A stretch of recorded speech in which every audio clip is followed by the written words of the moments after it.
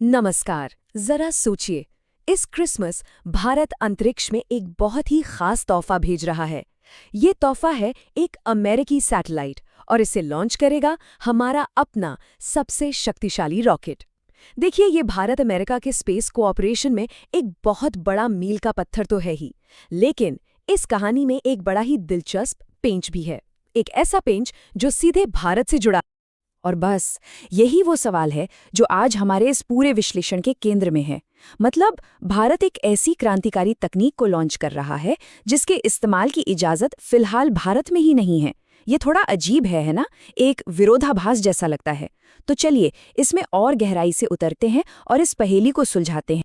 तो इस पहेली को सुलझाने के लिए सबसे पहले हमें उस शानदार टेक्नोलॉजी को समझना होगा जो इस मिशन का हिस्सा है।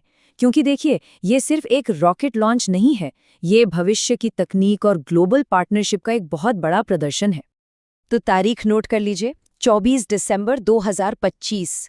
इस ऐतिहासिक मिशन में कह सकते हैं कि दो मुख्य किरदार हैं। एक तरफ है भारत अपनी जबरदस्त लॉन्चिंग क्षमता के साथ, और दूसरी तरफ है अमेरिका अपनी अत्याधुनिक सैटेलाइट टेक्नोलॉजी के साथ। सच कहूं तो ये मिशन ग्लोबल स्पेस इंडस्ट्री में एक बिल्कुल नए अध्याय की शुरुआत करने जा रहा है। तो चलिए इस कहानी के जो दो मुख्य किरदार हैं उनसे मिलते हैं। एक तरफ है हमारा शक्तिशाली रॉकेट, जिसे प्यार से बाहुबली भी कहा जाता है, और दूसरी तरफ है उसका वो कीमती पेलोड, वो विशाल अमेरिकी सैटेलाइट। तो देखिए, एक तरफ है भारत का सबसे भारी और सबसे भरोसेमंद लॉन्च व्हीकल LVM-3, और दूसरी तरफ है AST स्पेस मोबाइल का ब्लू बर्ड 6 सैटेलाइट। ये वो सैटेलाइट है जो दुनिया में कहीं भी सीधे हमारे फोन पर कनेक्टिविटी देने का वादा करता है। सच में ये दोनों ही टेक्नोलॉजी के बेहतरीन नमूने हैं। अच्छा, तो पहले LVM-3 के बारे में बात करते हैं। इस रॉकेट का सफलता का रिकॉर्ड जानते हैं क्या है? एकदम परफेक्ट, 100%। जी हाँ, अपने पिछले 7 मिशनों में, जिसमें चंद्रयान 3 जैसा हाई प्रोफाइल मिशन भी शामिल है, ये एक बार भी फेल नहीं हुआ है। और यही भरोसेमंदी है जो इसे दुनिया भर के ग्राहकों के लिए इतना आकर्षक बनाती है। और इसका साइज वो भी कुछ कम नहीं है, 640 टन। जरा वजन का अंदाजा लगाइए। इसीलिए तो इसे भारत का हेवी लिफ्ट चैंपियन कहा जाता है। मतलब ये भारी से भारी सैटेलाइट्स को भी बड़ी आसानी से अंतरिक्ष की कक्षा में पहुंचा सकता है।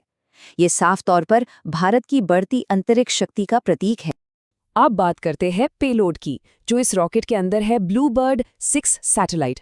इसमें लगभग 2200 वर्ग मीटर का एक बहुत ही विशाल फेज्ड एरे एंटीना लगा है। ये लो अर्थ ऑर्बिट में अब तक का सबसे बड़ा कमर्शियल एंटीना है। और देखिए, आसान भाषा में इसका मतलब सीधा सा है, जितना बड़ा एंटीना उतना ही मजबूत सिग्नल, और ये सिग्नल सीधे हमारे स्मार्टफोन तक पहुंच सकता है। और इसका वजन है करीबन 6100 किलोग्राम। इसके साथ ही ब्लूबर्ड 6 भारतीय धरती से लॉन्च होने वाला अब तक का सबसे भारी कमर्शियल पेलोड बन जाएगा। इसे साफ पता चलता है कि भारत अब भारी सैटेलाइट लॉन्च के ग्लोबल बाजार में एक बहुत ही गंभीर खिलाड़ी बन गया है। तो सवाल उठता है कि आखिर ये सैटेलाइट इतना खास क्यों है? इसका जवाब है इसकी टेक्नोलॉजी, डायरेक्ट टू स्मार्टफोन। देखिए, स्टारलिंक जैसे जो दूसरे सिस्टम्स हैं, उनके लिए खास टर्मिनल या डिश की ज़रूरत होती है, पर ये सिस्टम ये सीधे हमारे रेगुलर स्मार्टफोन से कनेक्ट हो सकता है। मतलब कोई एक्स्ट्रा हार्डवेयर नहीं चाहिए। ये सचमुच में एक गेम चेंजर। अच्छा, अब ये लॉन्च सिर्फ टेक्नोलॉजी के बारे में नहीं है, बल्कि इससे भी कहीं ज्यादा है।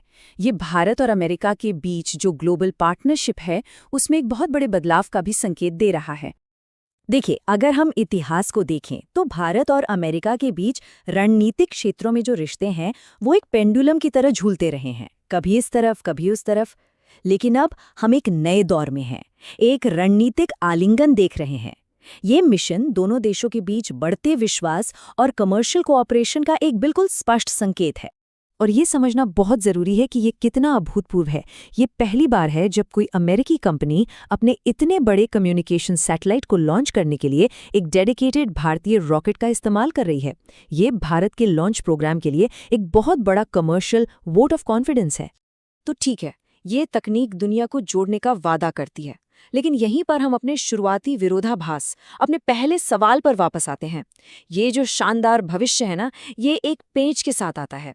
AST स्पेस मोबाइल के CEO का ये जो बयान है, ये उनके बड़े विजन को साफ करता है। उनका मकसद है दुनिया भर में जो डिजिटल डिवाइड है, उसे खत्म करना। उनकी योजना है अरबों लोगों को इंटरनेट से जोड़ने की, खासकर उन दूर दराज के इलाकों में जहां जमीनी नेटवर्क पहुंचाना बहुत मुश्किल या नामुमकिन सा है।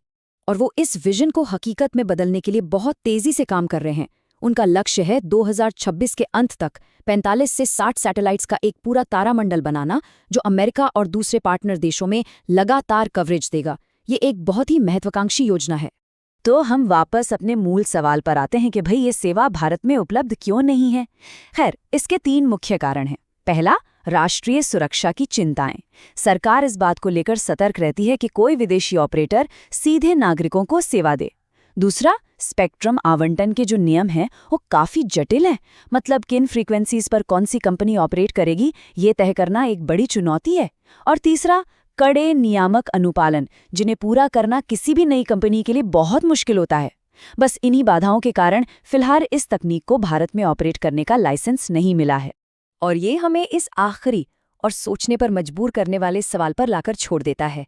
भारत एक ऐसी तकनीक को लॉन्च करने में मदद कर रहा है जो दुनिया को बदल सकती है, लेकिन क्या वो खुद कभी इसका लाभ उठा पाएगा?